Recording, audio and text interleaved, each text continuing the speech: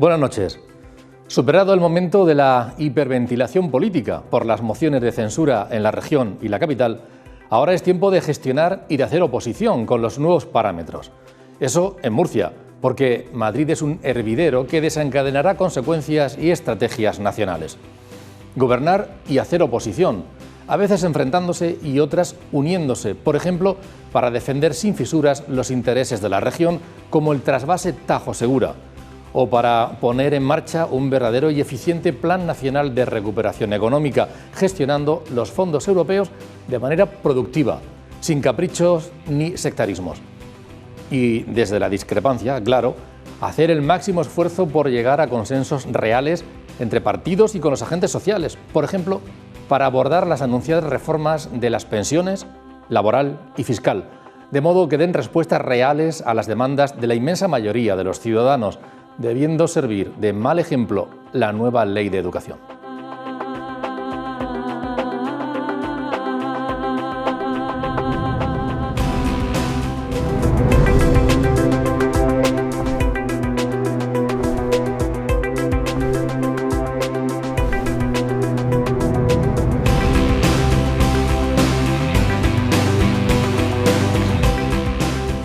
Bienvenidos al debate en Popular Televisión, además con un decorado absolutamente nuevo y que estrenamos para dar comienzo a esta etapa tras el periodo, lo están viendo ustedes ahora, tras el periodo de descanso por las fiestas que hemos vivido. Francisco Javier López, bienvenido, buenas noches. Muy buenas noches. Javier Adán, bienvenido, buenas noches. Buenas noches, un placer. Y Pablo Blesa, bienvenido. Buenas noches, Antonio. Feliz de estar aquí con los dos Javieres y contigo. ¿Qué te parece el cambio? Me encanta. Y me ha parecido muy original cómo hemos entrado al estudio, que es distinto a cómo entrábamos antes. Eso es. Por supuesto, las maquilladoras, que son encantadoras, el equipo de Popular es encantador. Y luego me gusta mucho el setting. Es muy bonito, muy moderno y muy digital. Bueno, ojalá que sea el lugar en donde sigamos contándole la actualidad a todos ustedes y analizándola sobre todo. Una actualidad que tiene muchos frentes y que, bueno, algunos de ellos son los que vamos a abordar durante los próximos minutos. Los programas que hicimos en los últimos días antes del periodo de vacaciones nos centramos ahí en esas situaciones y tormentosas sobre las mociones de censura. Bueno, ahí ya se han producido y ahora se asientan a otra realidad, tanto a la hora de gobernar como a la hora de hacer oposición, Francisco Javier. Estamos hablando de que ahora, bueno, ya con la nueva situación, con los nuevos papeles de cada uno de ellos, hay que afrontar media legislatura, que es mucho tiempo, ¿eh? Media legislatura y además sacar del cajón iniciativas legales tan importantes como los presupuestos generales de la comunidad autónoma, que están todavía sin aprobar y estamos en abril. Es decir, la legislatura tiene que seguir, no podemos seguir en este stand-by que nos ha supuesto primero la moción de censura, después la crisis de gobierno con su remodelación y demás. Y vamos a ver si realmente parece, todo hace indicar que la legislatura puede acabar, puede agotarse, puesto que el Partido Popular, apoyado con los tránsfugas, por un lado de Ciudadanos, por otro lado de Vox, más el presidente de la Asamblea también, que parece ser va a ser expulsado de Ciudadanos, tendrían mayoría absoluta sin necesidad siquiera de contar con el apoyo de Pascual Salvador, que es el único diputado que le quedaría a Vox, con lo cual podría ser incluso una legislatura plácida, más allá del recorrido judicial que pueda tener la querella o la demanda interpuesta por el Partido Socialista, que habrá que ver qué recorrido real puede llegar a tener. Ese recorrido, bueno, ya había una propuesta por el abogado murciano José Luis Mazón. Y también el partido, la primera ha sido desestimada, esa ha sido desestimada, el Partido Socialista ha interpuesto otra. Teníamos un testimonio hace varias semanas del abogado penalista José María Caballero, experto en penal de esta casa, de la UCAM, y nos decía que él no le ve recorrido, en tanto que el voto es libre, y tanto más hasta el acta. Hemos visto que las actas son libres, no de los partidos políticos, se están ejerciendo como tal y el derecho es el mismo. Pero bueno, habrá que esperar a ver cuál es la decisión, ¿no, Javier? Pues sí, hombre, yo creo que además el objetivo Hay una cosa que discrepo. Voy a empezar quizás por ahí. En lo siguiente, si el foco lo ponemos en la región de Murcia, efectivamente la estabilidad pues está asegurada para toda la legislatura. Además, como dice alguno en bromas, pues claro, los que ya se fueron de otro partido ya no se pueden ir a ningún sitio, o sea, que están atrapados ahí, ¿no? Bien, la otra circunstancia es que aquí siempre nos jugamos con cartas de otros sitios, es decir, en este caso las elecciones de Madrid, que yo creo que pueden ser trascendentes, por dos motivos. En el caso, entrando ya en lo de la demanda del Partido Socialista, yo creo que la cuestión no es tanto para el Partido Socialista el llegar a una sanción, a algún tipo, un ilícito penal, sino que se inicie el procedimiento, que se admita a trámite, que no ocurra lo mismo que con José Luis Mazón, que además ha anunciado que va a recurrir, ¿no? O al menos lo ha anunciado de manera privada, ¿no? de forma verbal. Entonces yo creo que la cuestión estaría en que si se admite a trámite, nos enfrentaríamos ante esa figura de los investigados, ¿no? Que entonces siempre se traduce en los medios de comunicación a los imputados. Un gobierno imputado, pero además los consejeros, el presidente. Yo creo que esa es un poco la jugada. Con la trascendencia además a Madrid. Bien, las elecciones de Madrid el día 4 de mayo, pues la tensión va a ser máxima si acaso se admitiese a trámite esa circunstancia que se ha dado en Murcia. Todo lo que pasa en Murcia explosiona y al final acaba constituyendo un drama a nivel nacional. Y yo creo que sería uno de los focos de atracción para la lucha partidista, de ataques de unos a otros. Es decir, hombre, es que ustedes están gobernando con un partido que está en esa situación. Y luego está la última parte. Lo que ocurra en Madrid también va a trascender en la región de Murcia, más allá de la circunstancia legal. Y es que si los resultados, como algunos estudios anuncian, de que Vox no va a pegar un subidón como el que algunos esperaban, sino que se mantiene, entra en meseta o incluso desciende, pues resulta que la oportunidad la tiene el Partido Popular para decir el mismo éxito previsible de Madrid lo podríamos tener en unas elecciones adelantadas para otoño. Y dice, ya, pero el presidente dijo que no. Bueno, que dijo que no, pero si la cosa está de crecer, ¿por qué Fernando López Miras no va a coger y decir donde dije, digo? Bien, eso es Madrid, que lo analizaremos más adelante, igual que también la cuestión, digamos, legal, que ahí está, pero entrando en la política, en cuanto a la estabilidad del Ejecutivo, compacto, da la impresión de que es más compacto. Yo oí hace poco a alguien decir que López Miras duerme ahora más tranquilo que antes cuando estaba con Ciudadanos por los problemas internos que había en este partido aquí en Murcia, y la Asamblea, que parecía ingobernable, sin embargo, pues da la sensación de que no lo va a ser, ¿no?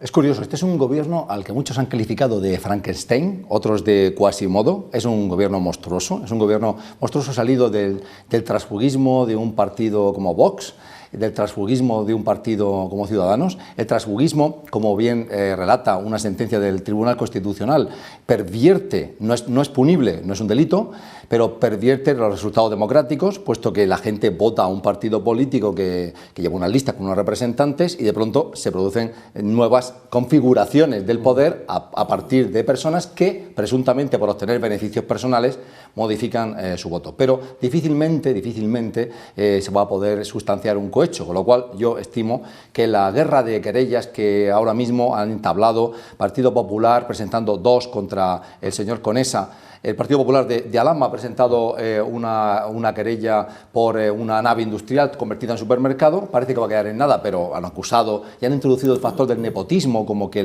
esa base, ese terreno pertenecía a un familiar, cosa que es totalmente falsa, o que esa empresa que había conculcado la ley no había sido penalizada cuando fue penalizada. Tampoco tiene recorrido, pero es no hacer ruido.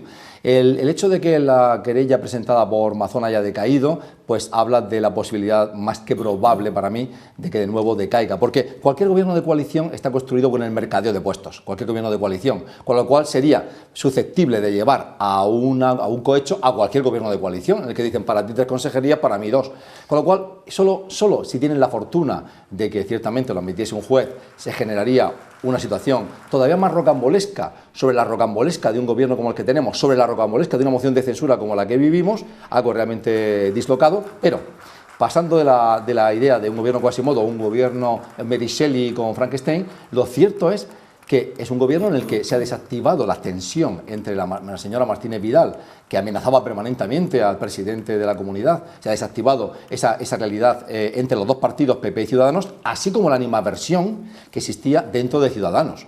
Y entonces, es un gobierno que, cierto, es más estable, cuenta con una mayoría absoluta tranquila en el Parlamento y al mismo tiempo yo creo que no va a haber ningún problema en la única ley fundamental. Bueno, hay una para todos fundamental, que es los presupuestos, y luego está la otra, que es la ley del presidente, que es fundamental para López Miras, si va a poder presentarse. Y luego es un gobierno que, aparte de la pacificación interna y de la paz que le dan 2 años de perspectiva de cambio, también introduce a esta figura del señor Ortuño, que le da cierto peso político, que le da cierto lustre político, le da más carga política.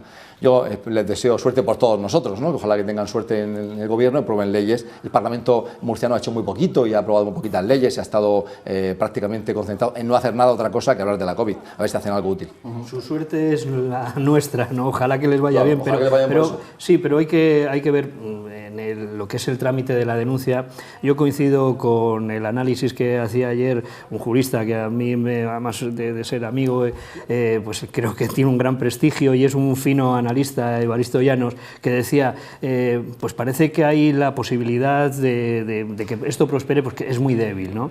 En la política es normal cambiar de opinión. Sí que hay un elemento ahí que yo creo que él no apuntaba, y es que aquí no estamos hablando de una coalición de partidos que cambia, aquí lo que estamos hablando es de personas que se van de los partidos, que se llevan su acta, que pueden hacerlo, tienen el derecho de hacerlo, pero que sí que a cambio de eso pues pueden recibir algunos pueden entenderlo, que están recibiendo el favor de un sueldo y una serie de privilegios, ¿no? Entonces, el cohecho impropio, con otro elemento hay, que es la alarma social.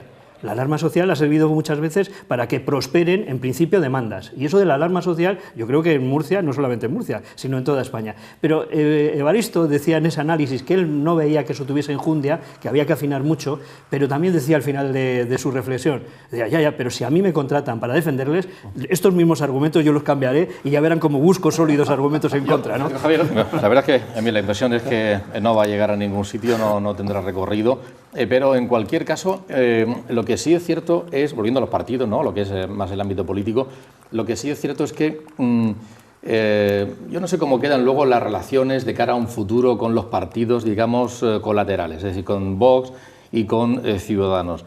En principio, la impresión que deben estar enfadados porque se han ido miembros de su partido para engrosar al Partido Popular, pero luego, si hay que llegar a acuerdos, se llegarán, y las elecciones con Ciudadanos, y lo que pasa en Madrid o lo que pasa a nivel nacional, pues todo se reconduce, ¿no? Con Ciudadanos, a nivel regional, ahora mismo yo creo que no es que hayan dinamitado. No, digo en el futuro, en cuanto a recorrido.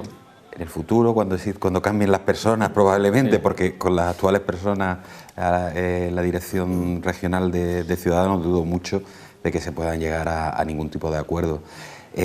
Con Vox, probablemente sí. Porque Vox sabemos que, yo creo que en el seno del Partido Popular son conscientes que tarde o temprano van a necesitar a Vox en un futuro. Con el Partido Socialista vamos a discrepar.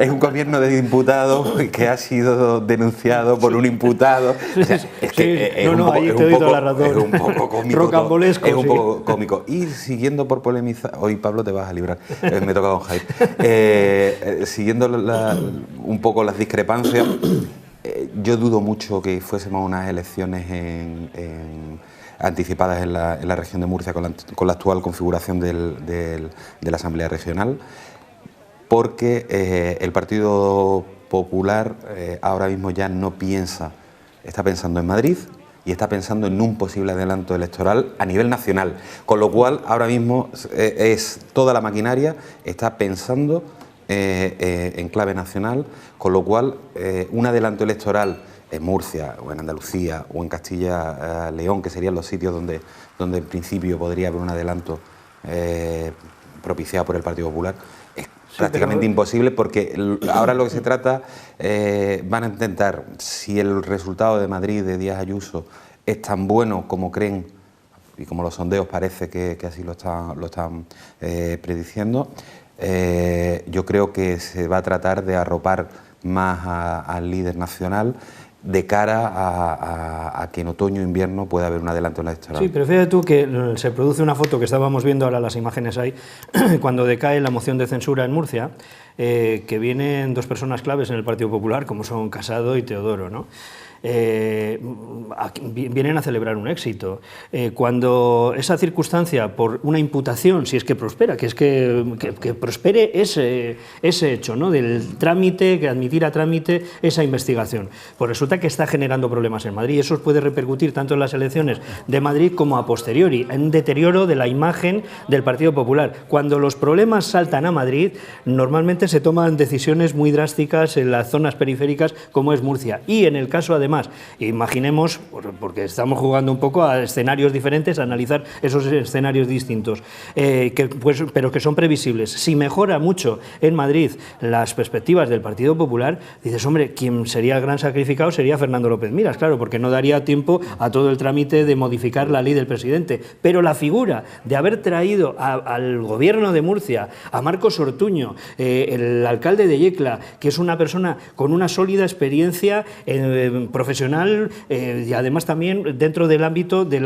tanto de la política municipal como también autonómica. Sí. Y además le dan una cartera de presidencia con dos añadidos que no dejan de ser pequeñitos, turismo y tal, y deportes, bien, pero que dices, presidencia en este caso es la gran, desde donde se pueden mover todos los hilos de este gobierno, que además tiene mucho trabajo porque tiene que ver que todo funcione, ¿no?, que todo se desarrolle. Entonces, o puede ser una legislatura muy tranquila o puede ser una legislatura con una grandísima carga política, ya veremos. El caso es que Javier está insistiendo mucho en Madrid, vamos a hablar de Madrid, pero antes de nada, ya hemos hablado también de la comunidad autónoma, pero en Murcia sí que ha habido en la capital cambio de gobierno con el Partido Socialista y Ciudadanos. Parece que también la tranquilidad se ha instalado en el gobierno, a pesar de que no hay una mayoría, necesitan un voto.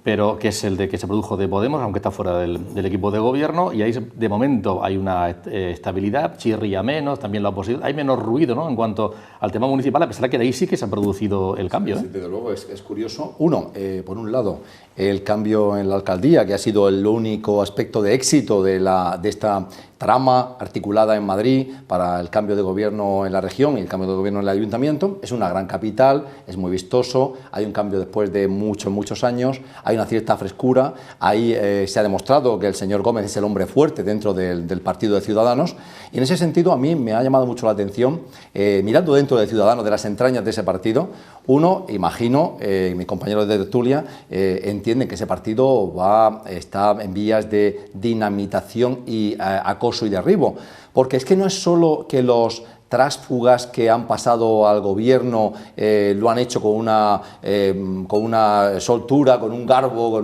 incluso con cierta petulancia, ¿no? Se han ido al gobierno y han abandonado el partido hasta con cierta petulancia respecto a la lideresa, pero es que la lideresa, me refiero a la señora Martínez Vidal, tiene una soledad extrema, porque los otros 5 personas que están en la lista de ese partido a las últimas elecciones también han sido colocadas en la estructura gobernativa e incluso han cambiado de bando. Con lo cual es que la soledad de la señora Martínez Vidal es absoluta. Y yo creo que el señor Gómez, que sí que ha prosperado su visión en el ayuntamiento, será el reemplazo natural en Ciudadanos como nuevo hombre fuerte y líder.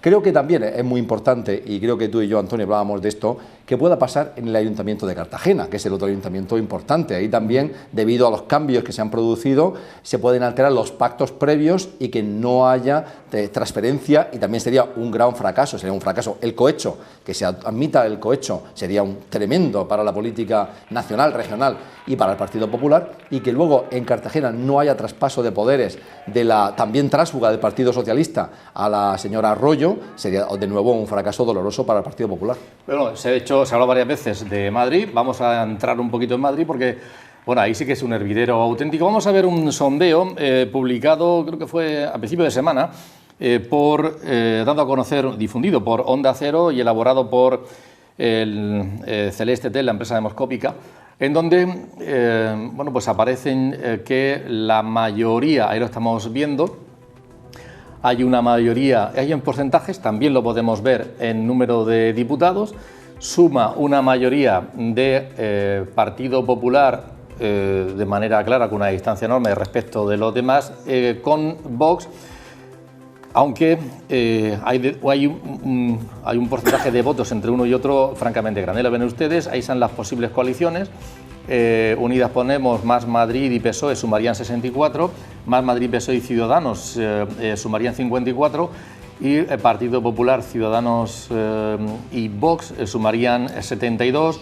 Son sumas que le dan esa mayoría por poco, pero sigue estando por encima la coalición de derechas. Y luego está algunos efectos llamativos, ¿no? Por ejemplo, pues que el efecto Pablo Iglesias en Podemos no es tan importante como ellos mismos esperaban, o la gran duda de si Ciudadanos va a entrar o no va a superar el 5%, que es fundamental, una barrera para poder entrar en el gobierno. Francisco Javier, échanos una mano para analizar esto. Es que ayer precisamente estuve hablando con José Ramón, con el politólogo de Celeste, que ha elaborado esta encuesta, y él me estaba diciendo que en el tracking que están haciendo para el grupo de A3 Media, que lo que va recogiendo es precisamente que el Partido Popular va creciendo y va creciendo, cogiéndole el voto fundamentalmente a Ciudadanos, que no logra, parece, traspasar esa frontera. Sin embargo, hemos visto, esta mañana publicaron en El Español, el diario digital de Pedro J. Ramírez, otra en la que sí logra entrar con un 5, algo%.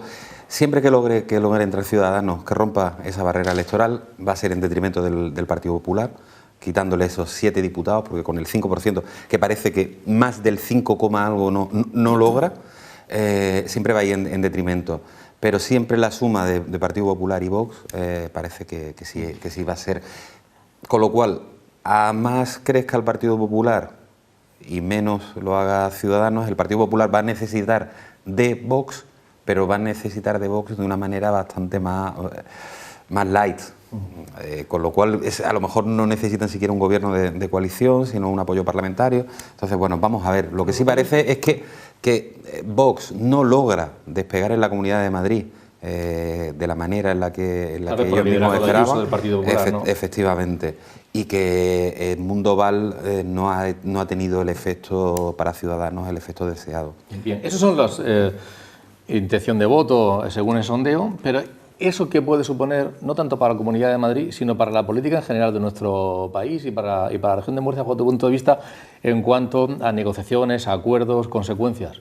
A ver, en la política nacional fundamentalmente lo que podemos ver es que el Partido Socialista, no solamente con un resultado parecido a ese de esta encuesta, no solamente no es que caiga, sino que se mantiene el resultado muy parecido a los resultados que obtuvo en la Comunidad de Madrid hace 2 años. Es decir, el Partido Socialista, con todo el desgaste de la gestión o no gestión de la crisis, de la pandemia, aguanta un poco el chaparrón, pero quien cae es el socio de gobierno, es Podemos.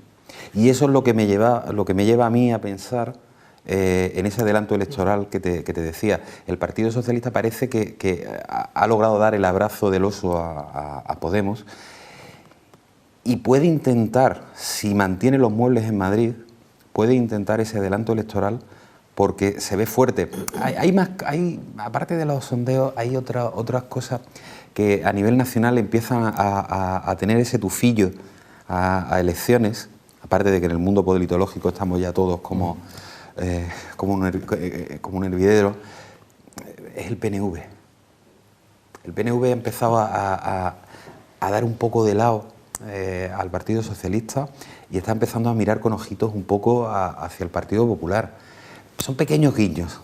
Es como las mujeres decimonónicas y del siglo XVIII con los abanicos, con las miradas, ese juego de miradas y demás. Están empezando. Y esos son pequeños detalles que empiezan a vislumbrar que algo de movimiento va a haber probablemente en otoño.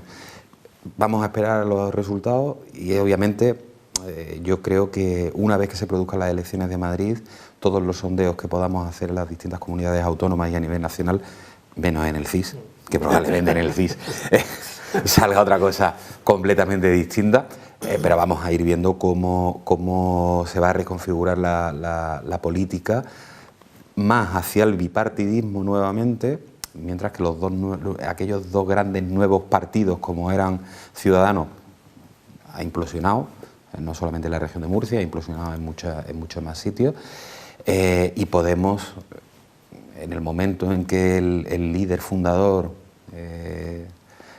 abandona y parece que nombra a su sucesora a la señora Díaz, vamos a ver si la señora Díaz tiene esa capacidad de liderazgo como para poder mantener el proyecto, o si realmente Podemos termina convirtiéndose finalmente en lo que fue Izquierda Unida, un partido que a duras penas obtiene representación a nivel nacional.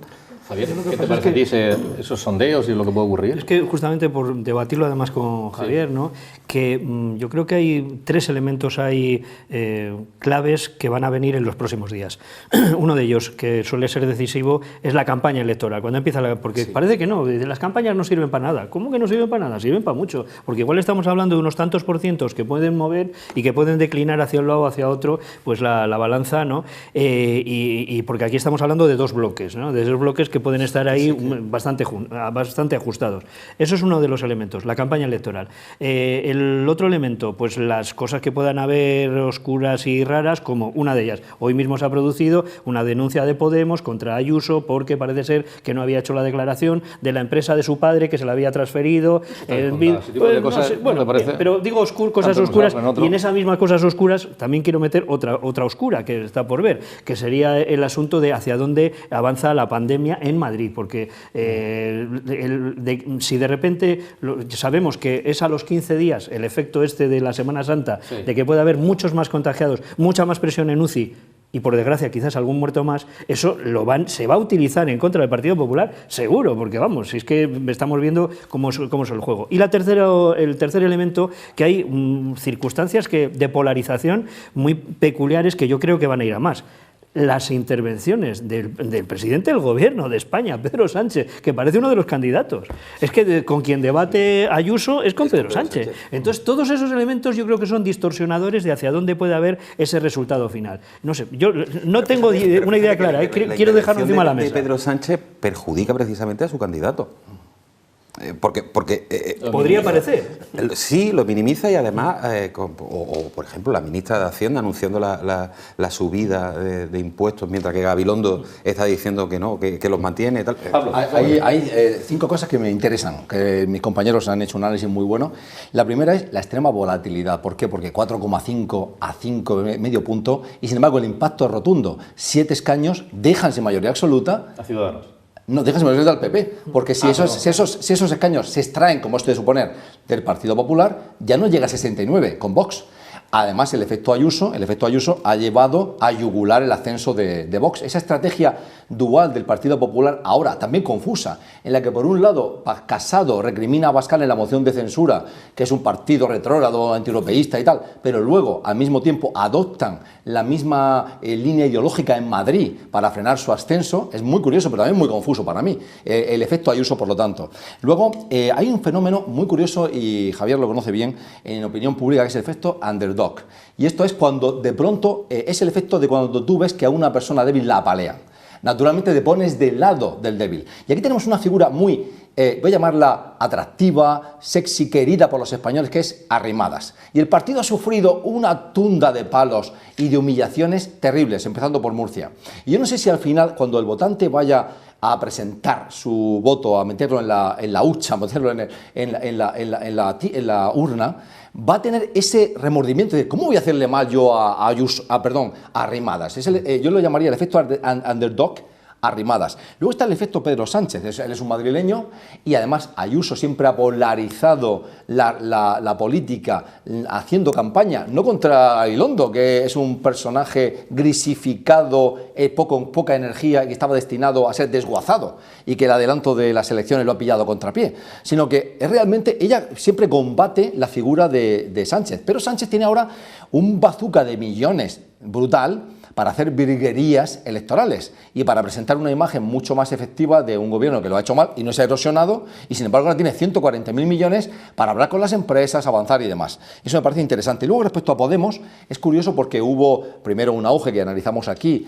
cuando Pablo Iglesias, para muchos, felizmente abandona la vicepresidencia del gobierno, aterriza en la política madrileña, se nota un impulso por encima del 10%, ya lo vemos que ha bajado al 7%, y es que ese partido se ha autocanibalizado, como hemos visto, entre los líderes. De él ha nacido de su seno Más País, líderes históricos han sido dinamitados o han abandonado el partido, y al final ha quedado como una empresa familiar, en la que vemos a dos figuras que fácilmente son señalables y criticables por sus sueldos, por cómo han acaparado una riqueza legal y cómo han dado el mal ejemplo también, porque podían haber acaparado esa riqueza, pero no irse a vivir a una zona de suburbio, de lujo, comprarse un chalet de 600.000 euros. Eso ha escandalizado. Y creo que aunque él, después de todo, es un hombre que siempre ha sido como transparente en lo que ha hecho y al mismo tiempo vergonzantemente transparente, haciendo hasta un plebiscito sobre la casa en la que va a vivir. O sea, es un poco dantesco. O sea, que tú hagas un plebiscito en tu partido para consultar si les parece bien la casa en la que vives, es un poco ridículo. Él ya ha dicho que va de salida, con lo cual para muchos será un punto de alegrarse. Parece que va a estar en la política madrileña, pero con menos energía, con menos fuerza y pegada de la que se esperaba. Es curioso. Bueno, vamos a ver qué ocurre en las próximas semanas, en los próximos días, y consecuencias habrá, ¿no?, para la política nacional, seguro, en función de lo que ocurra allí en la Comunidad de Madrid, las elecciones del día 4 de mayo, aquí en la región de Murcia, hasta qué punto puede influir, ¿no? O puede influir también otros grandes temas, como el tema de los presupuestos o el tema que está también ahí encima de la mesa de los trapases. Queremos hablar un momento de los trapases porque saben ustedes que hay encima de la mesa una propuesta del Ministerio de Transición Ecológica para corregir, modificar las necesidades de la cuenca cedente del Tajo por los caudales ecológicos, que si se elevan, si suben, tanto para los pantanos en sí como para la propia cuenca en sí, afectaría evidentemente a las necesidades hídricas de la región de Murcia. Es una nueva amenaza que ha puesto en pie de guerra a los agricultores, y en general a la mesa del agua, que ahí están todos representados quienes tienen cosas que decir directamente en este asunto. Sobre este asunto ha habido pronunciamiento. Vamos a escuchar, le hemos pedido unas declaraciones al presidente de la Confederación Hidrográfica del Segura, Mario Urrea, quien habla de por qué está esa propuesta, y él defiende que es solamente para casos extremos y que no tiene por qué perjudicar. Vamos a ver, porque hay puntos de vista distintos al respecto. Vamos con Mario Urrea. Las situaciones 3 y 4, que son las de excepcionalidad hidrológica, y en el que la situación 4 obliga a no trasvasar nada. Por lo tanto, lo que se ha pretendido es dar más seguridad a los envíos. Desde el punto de vista técnico y científico, los que manejamos las cifras entendemos que puede haber un régimen de caudales ecológicos en el Tajo que permita unos envíos adecuados a la cuenca del Segura. Así, y al final se impusiera una cifra, digámosle, elevada, pues evidentemente el impacto en la cuenca del Segura sería muy importante. Pero un complemento y una garantía en tanto en cuanto el precio de la tarifa que se oferte sea asumible. Si cada vez vamos a disponer de menos recurso, digámosle, barato, y lo vamos cambiando por un recurso muy caro, pues evidentemente podemos poner en riesgo lo que es la actividad. La aprobación de la Comisión Central de Explotación es la autorización de un trasvase de 38 hectómetros cúbicos para el mes de abril, y serán 38 hectómetros cúbicos más que tendrán que llegar a la cuenca del Segura. Evidentemente es una buena noticia. Lo que no podemos, de alguna manera, es reclamar unos recursos, digámosles, externos, incluso unos recursos que son muy caros, porque la desalación, lo acabamos de decir, es un precio para hacer un uso insostenible. Es decir, eso creo que está asumido por el sector. Esta semana pasada ha habido incluso alguna manifestación, algún acto en el cual pues están viendo que tienen que ir hacia una agricultura que sea mucho más sostenible. Sobre este asunto, esta misma mañana, el secretario de Estado de Medio Ambiente, Hugo Morán, ha querido pronunciarse sobre este asunto. Vamos a escucharlo.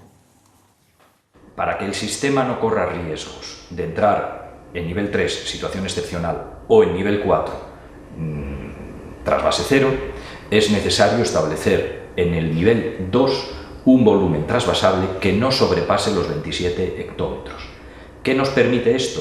Nos permite tener más volumen siempre en cabecera, almacenado en cabecera, es decir, no sufren los embalses en cabecera, y 2, garantizamos en primer término, lógicamente, a las necesidades de suministro de agua de boca, pero también a los usos económicos que se derivan del aprovechamiento del trasvase, una mayor estabilidad a lo largo del año hidrológico.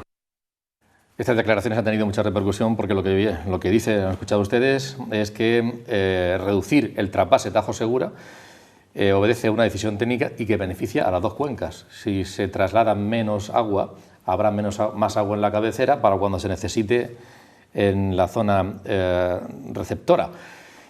Se envía menos agua, pero será bueno para cuando haya mayor sequía o mayor necesidad. La verdad es que es complicado. El dato que se ha dado a conocer es que si esos planes salen adelante pueden suponer 80 hectómetros menos de agua en las aportaciones anuales a Alicante y a Murcia, y otros 70 si desde Castilla-La Mancha, como se pretende, se le da el visto bueno y se incrementa el coden ecológico del Tajo. Hoy ha sido un día muy intenso también para los miembros de la Mesa del Agua de la región de Murcia, también a nivel de todo el Levante, y vamos a escuchar el punto de vista de Lucas Jiménez, que es el presidente del Sindicato Central de Regantes Tajo Segura. Estamos teniendo suerte con las aportaciones de este año, está llegando agua, es la ausencia de conflictividad que hay, que tuvimos no hace muchos años, en el 2018, como todos recuerdan, concluyó con una macro manifestación del Levante en Madrid. Bueno, el Ministerio entró en una deriva hace ya más de un año de recortar los trasvases sin justificación alguna, al menos no técnica, puesto que contradice mes tras mes las aportaciones que hacen sus propios técnicos. Ha lanzado a los medios una nueva ruta para el trasvase que incluye el envío de menos agua y, para paliar eso, ofrece algo que ya tenemos, ¿no?, que es la reutilización. Aquí no hay un metro cúbico de agua procedente de una depuradora que esté sin asignar, por desgracia. Lo que se persigue es satisfacer los intereses políticos de Castilla-La Mancha, en concreto de su dirigente García Paje. Y lo dice y lo escribe, además, tiene la valentía de escribirlo, es cosa que le agradecemos para saber a qué estamos jugando, porque las modificaciones de las reglas de explotación con arreglo a la legislación vigente se producen para conseguir precisamente lo contrario que dice la ministra. La ministra ha afirmado públicamente que va a revisar las reglas de explotación para subir la lámina de agua en Entrepeña y Buendía y para reducir el envío de agua al Levante, cosa muy contraria a lo que dice la ley, que permite esa revisión de las reglas de explotación precisamente para conseguir mayor regularidad en el envío de agua al Levante y evitar que entremos en el temido nivel 3 y nivel 4. Son sus intenciones claras y lo que va a hacer este año, subir los caudales ecológicos innecesariamente en el punto de Aranjuez, que es dañino para los intereses del Levante, va a provocar un desequilibrio contrario a las reglas de planificación, que es conservar el equilibrio y la compatibilidad de los usos medioambientales con los usos sociales y económicos, y esa es su regla, ese es su plan de futuro. Porque hablar de reutilización en el Levante resulta ridículo, porque somos la única comunidad autónoma del país que reutilizan la práctica totalidad de fuentes procedentes de la depuración. Pero es que hablar de desalación, pues bueno, pues permítame, es decir, ha dicho que va a triplicar en los próximos meses, y esto es mentira, porque no está ni en fase que yo conozca de anteproyecto, las posibilidades de desalación en Torrevieja. No hay conducciones para sacar el agua del entorno de Torrevieja. Para poder compensar ese agua que se quede en el entorno de Torrevieja, de las comunidades de regantes que hay alrededor de Torrevieja, se precisa de caudales procedentes del trasvase. Si no, el agua se queda enterrada en Torrevieja. No conozco de ningún proyecto que lleve o que tienda a comunicar el agua de Torrevieja con la infraestructura que reparten el agua por todas las comunidades de regantes. Este es un tema conflictivo para el Partido Popular y para el Partido Socialista a nivel nacional, porque no es tanto una cuestión de partidos, sino de territorios, ¿no?, de enfrentamiento entre territorios.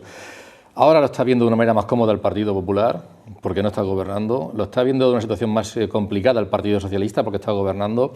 Y aquí se han unido en Murcia para decir que están en contra de los recortes y por la defensa del trasvase. A ver qué es lo que ocurre en los próximos fechas, pero la movilización, ¿no?, parece unánime en Murcia, en Alicante, en la zona receptora, ¿no, Javier? Sí, además es que es inapelable el que o sales a protestar o si no, pues eso te están... Fíjate tú lo que ha dicho Hugo Morán, es que era curioso, ¿no? En el nivel 2 te voy a ir recortando. Sí, para...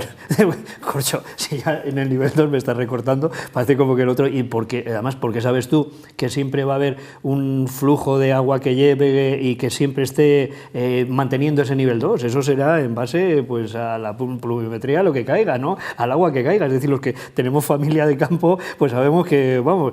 o sea, por si acaso yo te voy a ir haciendo restricciones ya para evitar otras más severas. No, no, las severas después vendrán. Por suerte, como se está explicando, pues evidentemente llevamos un par de años que han sido medianamente buenos, pero aquí lo que hablamos es de cara a futuro, y de cara a futuro se está planteando esos dos elementos. Uno, lo de los caudales ecológicos, yo creo que todo el mundo lo puede entender, pero hombre, siempre que sean ecológicos, que no sean desmedidos como para que en realidad me justificas con el caudal ecológico mucha más agua de la que podrías necesitar, ¿no? Y por lo tanto intentar evitar con eso al final el trasvase y el objetivo final, cierre del trasvase. Sabemos que en Castilla-La Mancha siempre se ha tenido ese objetivo con gobiernos del Partido Popular, María Rodríguez de Cospedal, el memorándum, que ya fue uno de los primeros momentos en los que luego significó trasvase cero durante momentos duros de sequía en la región de Murcia, ¿no? Y también, por supuesto, con el Partido Socialista, como vemos ahora, que cada vez que hay un trasvase resulta que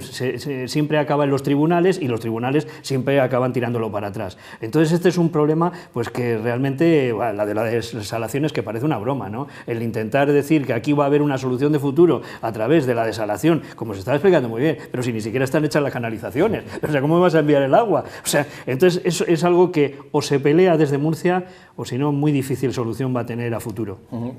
Javier, precisamente hacía referencia el presidente de la Confederación a un trasvase para este próximo mes de 38, bueno, también la que estamos ya, de 38 hectómetros cúbicos, y esto ha sido recogido, como los anteriores casos, en Castilla-La Mancha muy mal, ¿no?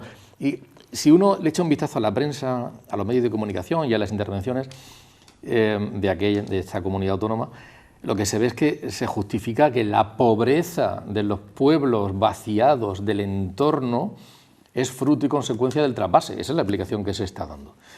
Claro, eso es desgarrador. Es desgarrador y comunicativamente tiene recorrido. Otra cosa es que éticamente... ¿Y por qué no se explican las cosas? Desde el punto de vista de la comunicación, evidentemente, para su territorio tiene recorrido. Desde el punto de vista de objetividad de lo que está pasando en España, con la España vaciada, es que no tiene ningún sentido. Porque, por ejemplo, uno de los elementos fundamentales que sí que sabemos que es clave para el desarrollo de cualquier territorio, el que llegue Internet. El Internet en el ámbito rural es que directamente no existe. O sea, yo te lo digo en primera persona, en tierras de Castilla, en este caso León, Castilla-León, que a 20 kilómetros de cualquier capital es difícil que tengas cobertura. O sea, eso ya directamente. No te cuento, en Murcia, evidentemente, pues si te vas a La Paca o en zonas altas de Lorca, pues resulta que lo tienes muy difícil. Y en Castilla-La Mancha...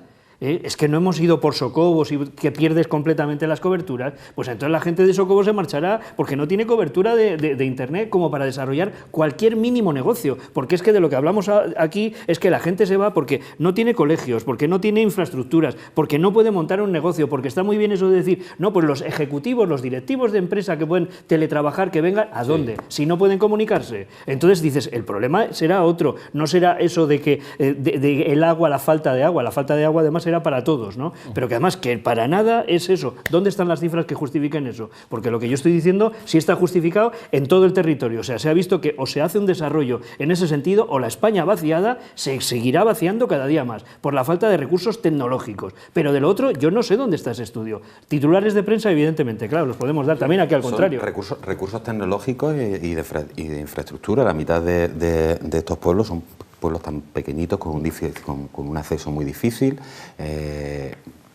las diputaciones provinciales y las comunidades autónomas, en este caso la Castilla-La Mancha, han tenido en el olvido a la mayoría de estos pueblos. Son municipios que quedan dejados en el olvido porque están muy alejados de las capitales. En la cabecera del Tajo, además, teniendo a una ciudad dormitorio como es Guadalajara cerca y la proximidad de Madrid, porque son pocos cientos de kilómetros, bueno, pocos cientos no, cientos y muy poquitos kilómetros. De hecho, para ir a vacunarse al Zendal, algunos parece que viven en Entrepeñas y Buendía, según algunas de las informaciones que se ven. Con lo cual, es que la atracción de esa zona va hacia la capital, o hacia Toledo, o hacia Guadalajara, pero es normal. Si no tienes una infraestructura de buenas carreteras, no están bien comunicados, se paga de ninguna otra manera, traspase para que se hagan, efectivamente, y bien pagado, porque a lo largo de estos años obviamente, los regantes, la Comunidad de Murcia ha pagado muchos millones para que se hagan esas infraestructuras. Con lo cual, todas esas no dejan de ser excusas, no es el motivo de la despoblación. Los motivos de la despoblación van más en el sentido que decía Javier. Entonces, hablaba hace unos días con una persona sobre este tema y me decía, no, el problema no es de necesidades en un sitio, en otro, de partido, es de problemas de liderazgo. No existe un liderazgo en el país que para que haya hecho frente con firmeza a poner en marcha esta infraestructura y además decir que es intocable. El último ministro que intentó planificar, vertebrar el agua española creo que fue Borrell. Por supuesto tenemos el plan previo de Franco. Aznar tuvo una ocasión muy importante también para vertebrar toda la canalización de agua de la zona de la España pluvial a la España seca, pero yo creo que hay una serie de principios muy básicos. La España es un bien nacional, el agua es un bien nacional. No puede haber una comunidad autónoma que tenga derecho ni modo a vetar o a condicionar cómo se usa el agua en España, hablo en general. Y me parece que en algunos momentos el presidente de la Comunidad Autónoma de Castilla, pues parece que se le da ese encaje, esa entrada como para condicionar una política que es nacional. En segundo lugar, deben ser siempre criterios científicos y técnicos los que determinen cómo se usa y cómo se distribuye el agua, y no otros. Y es verdad que hay científicos que avalan unas teorías y científicos que avalan otras, pero habrá que apostar por una visión colectiva, ¿no? Que es un bien colectivo. Tercero, el agua debe ir donde se genera riqueza. Es que lo que estáis diciendo es muy evidente. No es que el trasvase haya perjudicado a los territorios de Castilla de ninguna manera en particular. Es que genera riqueza aquí porque podemos exportar un producto magnífico que es el producto de la huerta murciana, que son nuestras frutas y verduras. Entonces, debe venir donde está la riqueza, porque eso repercute positivamente también en las comunidades colindantes. Luego, yo espero que la tecnología venga en socorro de una solución estable para el agua. Ciertamente, no son las desaladoras, esa tecnología puntera, que, por muchas razones también ecológicas, que puedan sustituir a los trasvases o que puedan realmente producir una solución estable, una solución con el suficiente calibre como para atender a las necesidades de agua de una zona como Murcia. Cuando veo esas desaladoras que funcionan con petróleo, que generan salmuera, no son estables. Debe haber una tecnología superior y ojalá que pronto los científicos encuentren algo así. Y luego, por último, me molesta profundamente, y lo habéis señalado aquí, que los políticos, en vez de unir y encontrar soluciones que además sean favorecedoras, en este caso de lo que ocurre en el Levante y lo que ocurre en Castilla, se dediquen a enfrentar, porque en el fondo es una baza para ganar elecciones importante. Aquí siempre se ha dicho en Murcia que quien tiene la mano encima del botijo es el que gana las elecciones, y podemos decir que un señor como Valcárcel cuajó victorias electorales increíbles con el concepto aquello de agua para todos, y eso tiene una gran pegada, y quien tiene la mano en el botijo, aquí en Murcia, pero también en Castilla, gana elecciones con el tema del agua. Bueno, yo la verdad es que vamos de tiempo ya muy ajustado. Yo quería abordar con amplitud un tema, lo haremos en próximos programas, pero hombre, un apunte. Tú, que Pablo Blesa, que es un europeísta convencido, no es que vosotros no lo seáis, pues perdonadme, pero aquí eres convencido. Hay un plan de reactivación económica que ha presentado se ha presentado de aquella manera, ¿no? Pero se ha presentado más o menos por parte del Gobierno, se quiere sacar adelante, qué se haría con los 140.000 millones de euros, pero parece que a la hora de defenderlo en Bruselas, pues se están viendo, ¿no? Porque hay como hay fortalezas, ¿no?, en ese plan, energías renovables, transformación digital y demás, pero luego también están los talones de Aquiles, ¿no?, sobre 3 puntos fundamentales: reforma fiscal, reforma del mercado laboral y reforma de las pensiones. Son 3 temas muy, muy delicados encima de la mesa. ¿Hasta qué punto Bruselas, una macroorganización, una organización de socios, puede decir, oiga, miren ustedes, así no. Pues muy sencillamente, igual que un banco que te presta dinero te establece unas condiciones, como el prestatario, el que ha lanzado a los mercados la oferta para captar dinero ha sido la Unión Europea, no ha sido los Estados nacionales, por supuesto que la puede condicionar. Yo quiero decir tres cosas buenas. Una, para enmarcar las buenas. El gobierno español, como ya he dicho aquí muchas veces, ha hecho una gestión catastrófica de la crisis sanitaria. Como dije, no tuvo capacidad de prognosis para avanzar soluciones. Cuando ya vimos que el virus estaba afectando de manera muy aguda a Italia, no se tomaron medidas en España. Luego, evidentemente, ha habido una centrifugación de responsabilidades hacia afuera. Ha habido una muy mala gestión sanitaria desde mi punto de vista, con muy cortas luces. Y eso ha llevado pues, a que España en algunos momentos fuese el país con una incidencia más alta de todos los países desarrollados. Pero, quiero subrayar que por el otro lado, antes de que llegase la pandemia, el gobierno de Pedro Sánchez era un gobierno plagado de estrellas europeístas y de figuras europeístas. Ya lo tenían claro que España se juega su futuro siempre en Europa. El futuro de España y su modernización, antes de la pandemia, está en Europa. En consecuencia, es cierto que el gobierno español y el Estado español fue decisivo en cómo en los cónclaves del Consejo Europeo, donde están los jefes de Estado y de Gobierno, se moldeó una respuesta no nacional y europea en la pandemia, a la crisis sanitaria y a la crisis económica. ¿Y qué me refiero? Y gracias, en parte, a la visión del gobierno español y de España de que hacía falta un plan Marshall, se gestó esto que hoy se llama Next Generation, los famosos 750.000 millones. Ahí España hizo un papel fundamental en política exterior, lo que no ha hecho gestionando la pandemia a nivel nacional, lo hizo bien en política exterior. Luego también es muy importante que cuando hoy en día en Bruselas se habla de proyectos solventes, de proyectos bien redactados, de proyectos técnicamente brillantes, se habla de dos, del griego, curiosamente, y del español. Están muy bien facturados. La señora Calviño, que tiene una experiencia en Bruselas abismal, ha hecho su vida allí, ciertamente con un equipo de personas muy valiosas, algunos de ellos ligados a esta universidad, pues ha hecho un trabajo técnico muy brillante. Y luego me parece importante también que el gobierno está sabiendo presentar con el framing adecuado lo que es una, sin duda, oportunidad histórica para remodelar, resetear la economía española. Bruselas. Ya dijimos que había dos tipos de condicionalidades.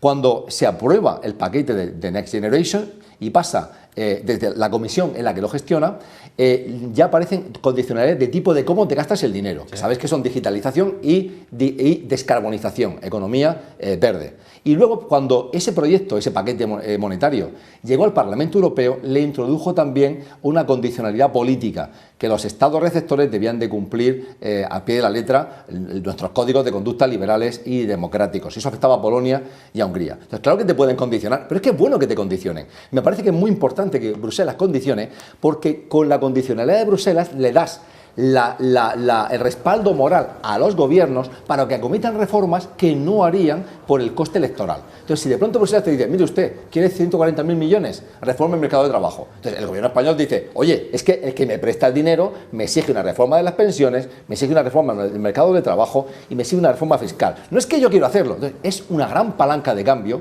porque el que te dona el dinero, el que te lo presta, te lo condiciona. Pero es que las reformas son buenas para España. Eso es lo importante. Son reformas buenas para España. Apunte brevemente, yo diría, a ver, algo que llame la atención. Se pone encima de la mesa la reforma fiscal. Hay debate dentro del propio gobierno. Hay quien dice, no hay que subir las pensiones, los impuestos. De hecho, la ministra Calviño acaba de decir que, un titular, no es el momento de subir impuestos, y menos a corto plazo. Hecho Calviño, pero hay otros miembros del gobierno que están haciendo cuentas en el sentido de poder subir hasta 90.000 millones para traducir diferencial, dicen, con Europa. Hay diferencias ahí en temas de impuestos. Luego, el tema de las pensiones, se dice, bueno, hablábamos tú y yo hace unos días de esto, quien quiera retrasar la edad de jubilación hasta 12.000 euros de premio anual. Bueno, que personas que no se quieran jubilar, en determinados trabajos sobre todo, a su edad y que puedan continuar está bien, pero ¿qué pasa con la ocupación de los puestos de trabajo donde los jóvenes, el paro es terrible en España y deben ocuparse? No es un tema fácil. Y luego el tema también de la reforma laboral, que va a ser complicado. Yo no sé, de estos tres reformas, ¿esto se arregla fácil?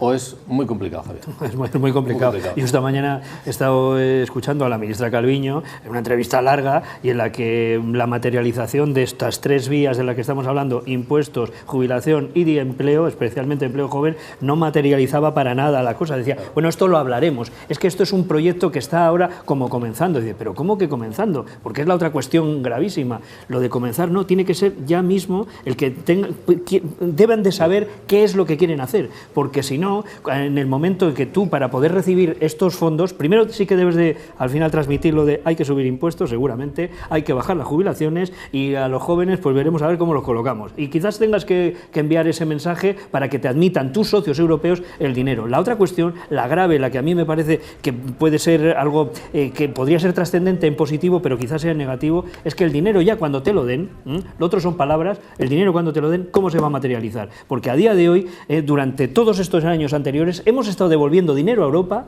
pero en cantidades desorbitadas. ¿Por qué? Porque no se materializaban los proyectos o ni siquiera se presentaban proyectos que de verdad fuesen sustentados por esos fondos europeos, porque el control de Europa sobre el dinero, como es lógico, es muchísimo. Y por último, resulta que toda esa percepción de fondos se está organizando a través de las grandes empresas españolas, de las más gigantes.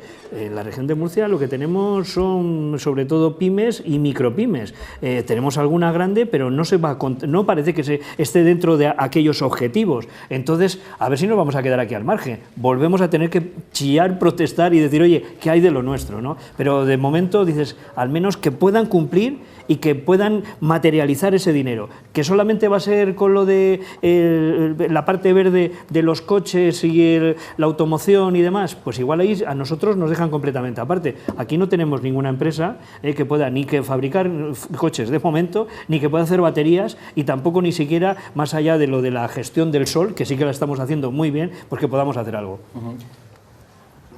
Básicamente, la subida de impuestos parece que va a ser algo inevitable. La reforma del mercado laboral...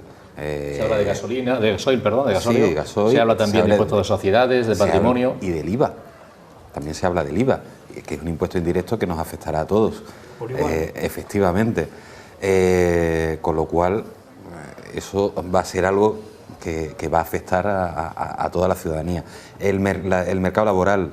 parece también que vamos abocados, no además en el sentido que en principio podíamos esperar de un gobierno de izquierda, porque obviamente Bruselas lo que quiere es una mayor flexibilización del mercado laboral, con lo cual vamos a ver qué figuras quedan finalmente enmarcadas dentro de esa reforma. Y en el reparto de los fondos, como decía Javier, lo que no es normal tampoco es que justo cuando se va a hacer este reparto de fondos y tal, no haya habido desde hace 6 meses siquiera una reunión del presidente del gobierno con los presidentes de las comunidades autónomas en la que se les explique, esa famosa conferencia de presidentes en la que se les explique cómo se va a repartir los fondos.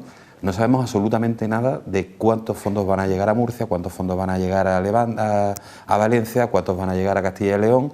Simplemente hemos oído... empresas, si pueden presentar proyectos que tengan retorno. Cómo las grandes empresas van a hacer tal... Oye, pero es que estamos hablando que en los últimos días se está hablando que más de 140.000 autónomos en este país van a tener que irse al paro o simplemente a su casa, mejor dicho, de aquí a junio probablemente. La gente que se le acaben los ERTE por muchas prórrogas que tengan, muchos de esos no van a volver, con lo cual van a seguir engrosando las listas del paro. Es decir, aquí hay un problema estructural sobrevenido, o sea, estructural más el sobrevenido con la crisis producida por la pandemia, que parece que podríamos tener ciertas soluciones con esa venida de fondos, pero que por lo que vemos y por lo que... Y mira que lo ha explicado en 9 ocasiones ya, lo ha presentado el presidente del gobierno. Sí, pero en términos generales, pero, o sea, nada que puedas decir, sí, pero vamos a ver eso. Economía verde, las empresas del sector agrícola, ¿en qué pueden unirse para formar un grupo que en qué cosas pueden desarrollar y solicitar ese dinero? Para, por ejemplo, pues eso, el que haya todos los cultivos, no sé, estoy hablando por hablar, pero para que se me pueda entender, todos los cultivos hidropónicos tecnológicos pues que puedan estar en marcha y que necesiten por lo tanto menos agua y por lo tanto seamos más productivos, tengamos una producción de mayor calidad y tal. No sé, yo de esto no estoy viendo nada. No. Es lo que como ciudadano me quedo sorprendido y dices, bueno, pero muchos millones, pero aquí a Murcia, ¿cómo van a llegar? ¿Cómo esas empresas se pueden poner en marcha? Señalar, en contrapunto lo que está señalando Javier, los dos Javier, pero Javier en especial al principio. Uno, es verdad que qué suceda, qué sea de nuestro futuro como país, va a depender mucho de cómo gastamos estos fondos y con qué ambición lo gastamos. Si van a servir para trampear, para cubrir parches en la economía de ciertas empresas que reciben un presupuesto y con eso en el fondo maquillan. Si va a ser, como señalaba ayer un político del partido rival, una vuelta al modelo zapateril que daba dinero para hacer estupideces, el famoso plan Ñ, que sirvió para despilfarrar dinero, para poner adoquines. Entonces, desde luego, dejaremos pasar una ocasión única, realmente única. Pero yo creo en este país, de verdad, creo que se está afrontando desde las empresas con la suficiente ambición. Y quiero deciros que lo que pasa ahora mismo actualmente, el problema actual es el exceso de proyectos. Hay demasiados proyectos para el dinero. Fijaos, por ejemplo, que las empresas del IBEX han presentado ya proyectos por valor de 100.000 millones. El dinero, primer tramo del dinero, el dinero donado, son 70.000 millones. Solo las energéticas han presentado 400 proyectos. Hay una increíble avalancha de proyectos. ¿Dónde están sus sedes sociales? Pues ninguna en Murcia. Bueno, pero fíjate tú que en cambio... de Murcia solo, pero claro, cierto. No, pero que por materializarlo hacia lo nuestro, a lo nuestro, tenemos la mayor flota logística de toda Europa, lo sabemos, en camiones, en transporte. Es que de verdad que no hay ningún fondo europeo o no hay ningún proyecto que se pueda acoger a eso para optimizar eso. Automoción, todo esto. Hay 55.000 millones. Sí, pero para automoción, es decir, para lo de los coches y las baterías. Porque es un modelo que... Bien, pues analizaremos esto en las próximas semanas con toda seguridad, pero para terminar yo quiero aprovechar una oportunidad que viene además fantásticamente bien y que no tiene nada que ver con esto, pero es una oportunidad excelente porque es una noticia de hace tan solo unos minutos. Saben ustedes seguramente que España es referente a nivel mundial en donación de órganos. Valga como ejemplo que por cada donante de órganos que hay en Alemania, en España hay 7 y que sin ir más lejos, aquí en la región de Murcia, el Hospital de la Resaca es un auténtico referente a nivel internacional también en cuanto a trasplantes. El que ha sido durante muchos años presidente de la Organización Nacional de Trasplantes, el doctor Rafael Matesán, es una persona, ha sido clave en que esto esté ocurriendo. Pero a pesar de todo esto, en todo el mundo, las necesidades de trasplantes para personas que de verdad están en situación dramática y lo requieren, llega solo a un 10% y muchas personas fallecen antes de que puedan conseguirlo, solo un 10%. El propio Rafael Matesán decía hace muy poquito que la gran esperanza para poner remedio a esta situación es la generación de órganos, generar órganos para trasplante. Lo decía en general y lo decía especialmente y muy específicamente por la investigación que ha puesto en marcha el doctor Ispizua, es profesor del Instituto Sol de La Joya en Estados Unidos, catedrático de Biología del Desarrollo de esta universidad. Una investigación financiada por la Universidad Católica San Antonio de Murcia y que hoy ha conseguido un gran avance. Hace tan solo unos minutos lo ha publicado la revista científica Cell. Ya está en los medios digitales y mañana lo verán también ustedes en muchos más. Pero con esa información, con esa gran información, esa importante información para ese grave problema para toda la humanidad, vamos a cerrar este programa. Pablo, un placer. Me parece increíble, sí, fantástico. Me parece casi milagroso. Este señor es un mago. Yo creo que es un científico mago, aparte de una excelente persona. Y para esta universidad, desde luego, es un orgullo contar con él entre la fila de nuestros catedráticos. Y, desde luego, la transferencia de conocimiento que está haciendo hacia científicos más jóvenes aquí es espectacular y es un orgullo para todos. Francisco Javier, vamos a verlo. Gracias por estar aquí esta noche y a todos ustedes, pero no se pierdan esto. Buenas noches. Se trata de un estudio sobre comunicación celular que podría ayudar a comprender las primeras etapas del desarrollo humano, la aparición y progresión de enfermedades o el envejecimiento, o incluso para generar órganos humanos para trasplantes. El doctor Ispizua ha logrado un importante avance en esta materia al demostrar una nueva integración de células humanas en embriones de otra especie animal, generando lo que se conoce como organismos quiméricos, es decir, organismos que contienen células de 2 o más especies. Nos dimos cuenta de que ambos tipos de células, humanas y de cerdo, no se comunicaban lo suficientemente bien, posiblemente debido a la distancia evolutiva que separa a ambas especies. Los resultados que hoy ven la luz muestran por primera vez que células iPS humanas son capaces de insertarse y sobrevivir en embriones de mono en el laboratorio, posiblemente debido a que estos dos tipos de células se comunican bien entre ellas, ya que estas dos especies filogenéticamente están mucho más próximas. Sería similar el proceso a la comunicación entre personas en diferentes idiomas, es decir, entre células humanas y de cerdo. La comunicación sería como entenderse en español y chino, mientras que entre células humanas y monos sería como comunicarse entre español e italiano, más cercano. Ahora el proyecto se retoma de nuevo con cerdos. La investigación ha sido financiada por la UCAM y el estudio sale publicado en la prestigiosa revista Cell tras años previos de trabajo en los que también ha participado Estrella Núñez, vicerrectora de investigación de la institución católica como coautora del estudio.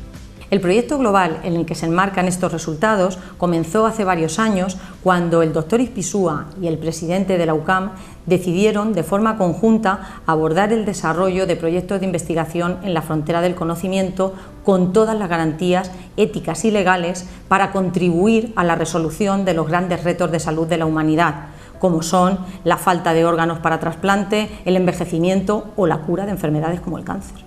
Con este estudio, que cumple todas las normas éticas y legales vigentes, se puede estudiar cómo surgen determinadas enfermedades como el cáncer u ofrecer conocimientos únicos sobre el envejecimiento.